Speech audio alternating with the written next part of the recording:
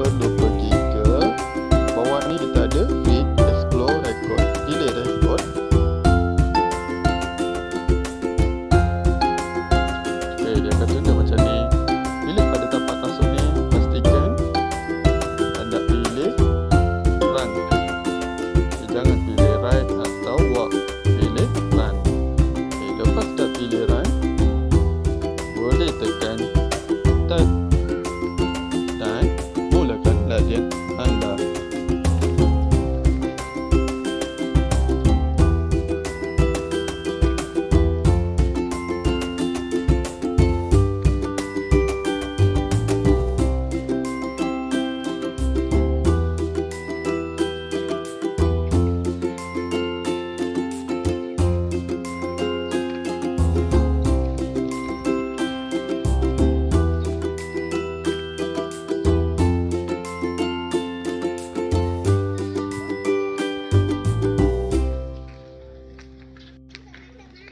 Okey, cikgu dah cuba sampai distance tu adalah jarak yang perlu murid-murid lari.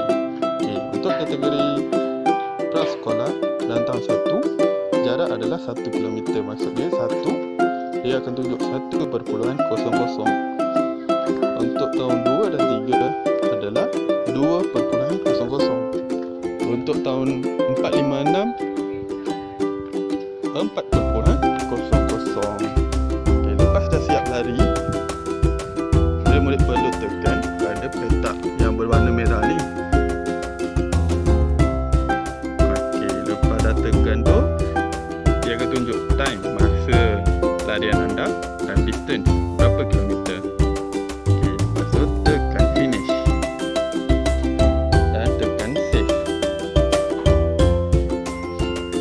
Okey, lepas tekan save, dia akan keluar masa today at 6:51 PM. Cikgu baru habiskan larian ni. Dia akan tunjuk distance berapa kilometer cikgu lari dan time berapa second cikgu habiskan, berapa minit. Okay. Lepas dah dapatkan data ni, murid-murid perlu screenshot. Okay. Lepas screenshot, pergi ke Telegram. Cikgu akan buat tadi tu, kita pilih yang data tadi kita screenshot tadi dan tekan butang hantar. Okay, lepas hantar tu, kita dah boleh keluar.